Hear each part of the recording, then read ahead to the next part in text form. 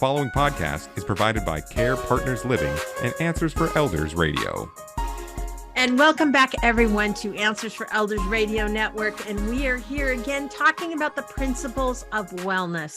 And we are here with CarePartners Senior Living, both Venetia and Tonya. And it's been such an honor to have this hour with you. And we're going to kind of wrap up this hour talking about kind of an obvious principle, but I think it's one that absolutely is important that we address, because I think probably the number one reason why we want to have our loved one be in senior living and be under care is that whole principle of physical wellness. It's that ability to eat right, to live right, to exercise, to have a better quality of life. So Tonya, tell us a little bit about, I'm sure there's huge emphasis that happens with Care Partners on physical wellness.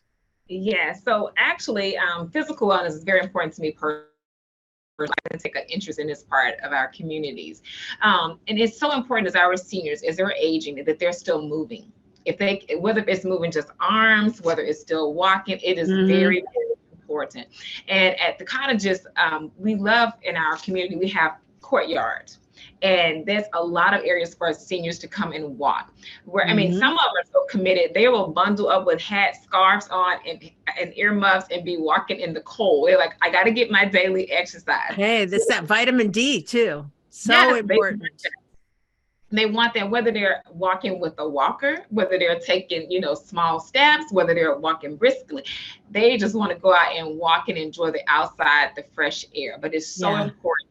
It is very important. So whether we're doing a gentle yoga class for them, just lifting weights, if it's a 2-pound weight, it's so exciting for them, even because they like to count. So even with the part of it, it's a mental exercise for them because they're doing their reps and they are counting 1, 2, and they may get stuck and they'll be like, 19, 20, but it just takes them a moment and they get right back to counting. I love that. Well, and I think the other thing, Tonya, when you talk about physical wellness, you have an amazing food, program, and you have a chef and that prepares meals. And there's a lot of mindfulness about how you serve them and the quality of food that you provide. Is there not? It is. And I first want to say part of our community, with the rent, your food and meals are included. So it's not a separate fee. It's not like, okay, we're going to choose this meal plan. This is the extra $500 a month. No, your meals are included in your monthly fee. We definitely have quality meals. So you get 3 meals a day, breakfast, lunch, and dinner, your 2 snacks in between. But if someone wants something between those times, food is available for them. Yeah. So no one is like having to wait out until the next meal before you eat something. We have sandwiches.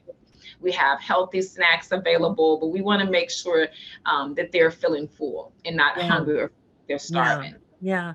And obviously, you also have a wonderful, for those in assisted living, you have usually a nursing director, and that, can be basically the administration and assistance of medications, different things like that. Tell us a little bit about that program.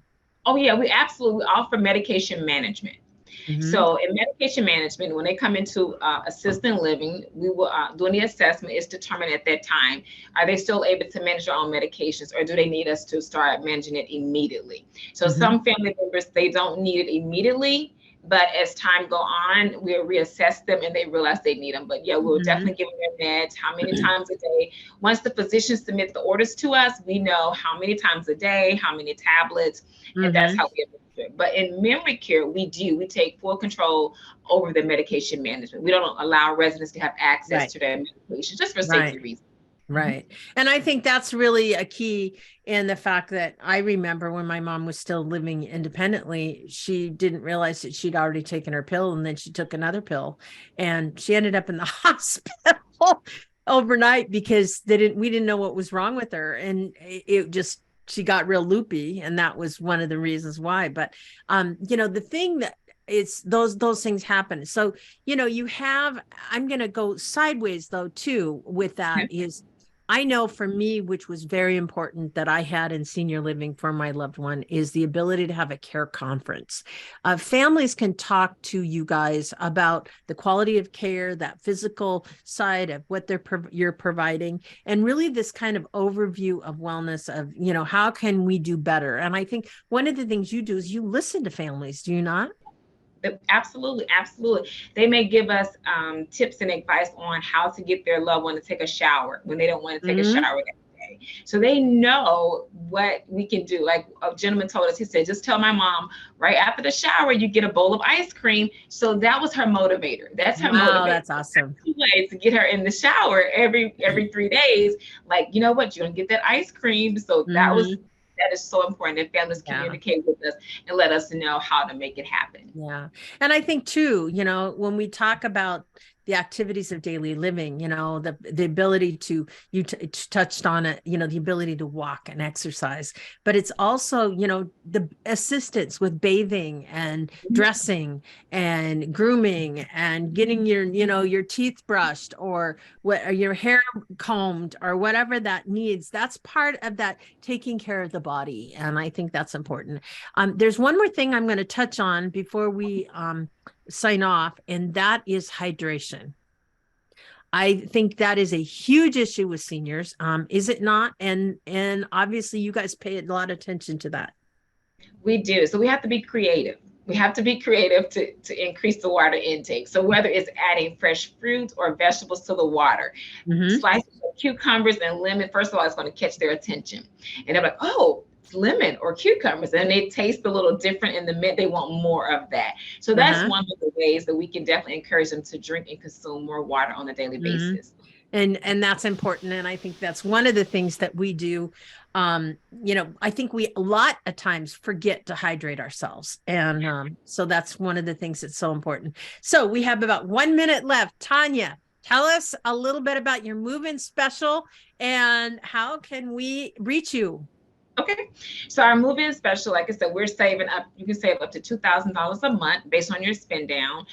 But we're also encouraging families to try us out. We offer respite care. In respite care, you can come in for 2-3 days to 2 or 3 weeks. If you just want to try us out, it's a flat daily rate. And we definitely encourage you, if you're on the fence, but you want to try it, give us a call. We both have cell phones. I'm going to show you my cell phone. My phone number is 206-412-3554. That's my cell phone number. And Venetia's cell phone number, 425-919-4006. Call us up. We want to help you. Well, thank you so much for having us. Yes, thank you. Fabulous ladies. Be back right after this.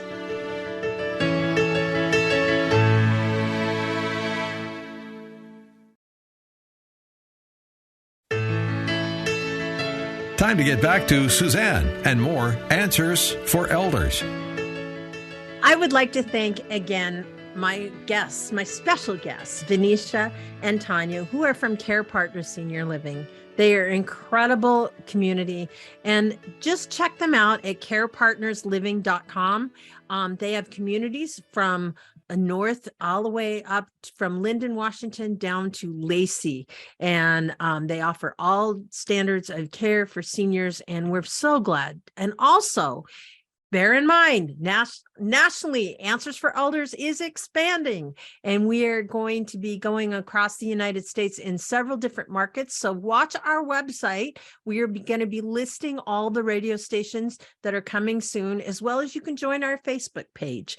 So I'm going to end this week with another story. And it's something that I think is really important for each and every one of us, because sometimes the true sign of life's purpose shows up in the most unexpected ways.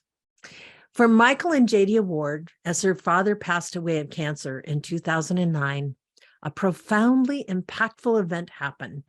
For despite their grief and their sadness, there was something that piqued Jadia's curiosity. The next morning, a white dove was waiting outside of her back kitchen door. For a second day, that dove was still there.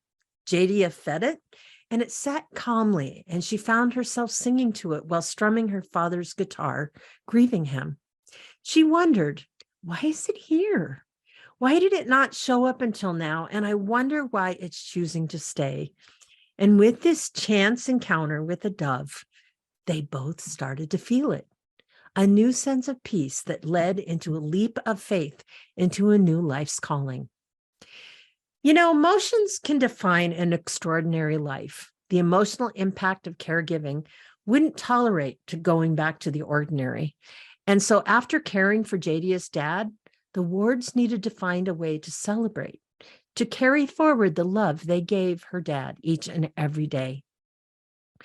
So Jadia believes that love goes beyond life's boundaries. She trusts that on that fateful day, her father's spirit guided the dove to their back door in a way to help them find renewal in life. So now, since 2011, the Wards are touching lives through their own ministry, Bright Eyes Dove Release in the greater Portland, Vancouver area. You know, a white dove release can leave an indelible memory that will last a lifetime. It can symbolize hope, love, forgiveness, and faith. And as the Wards doves take flight for all of their events, they encourage us all to make a wish, lift a heart, to find new hope, purpose, or to soar to a brand new potential on a pair of white feathered wings. I would like to thank again each and every one of you for listening today. And it's been such an honor being sprung from this amazing community that I call my own, the Greater Northwest. We will now be sharing it with others across the country. And we're very excited that you guys are the ones, the listeners that have listened to our show for the last, now in our 7th year, have made it possible. Thanks again for everyone. And until next week, please be good to each other.